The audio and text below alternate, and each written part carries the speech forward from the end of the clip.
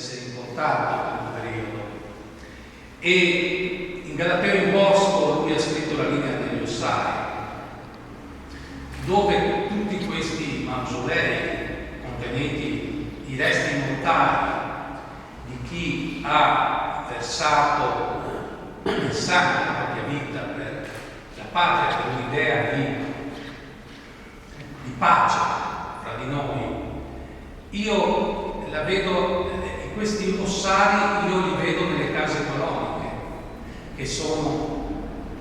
abbandonate per un progresso che ci sembrava stupendo ed era solamente un po' bislacco, e con tutte le voci e con tutte le storie che ci sono dentro questi casolari. Morosi dell'erba, ben vissuti a pianura misurando i passi tra fosse mascolina, con gli occhi spersi nel fondo ai montagni, te invece una cappa che sisa onde compagna e zoppe del terra nera per un campo penara, ara via anche a terra dalle nostre campagne, per impiantare botteghe, capannoni,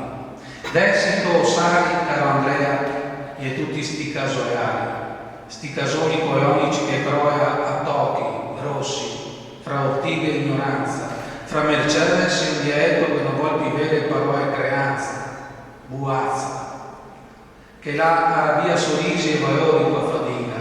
che il conta caio, i soschei, i più risconti la femmina e il fisco, che così, zarpio, tra Dio, io vorrei insegnare a finte le scuole. Rivolgersi ai casolari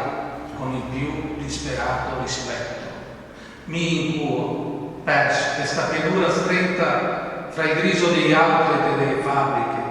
fra sto verdo strangoiato, fai il solito pellegrinaio, torno ste piere rosse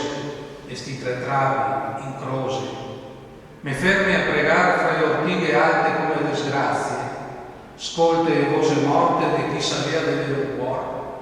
passare come soli rosa tra le foglie delle piove. Prega e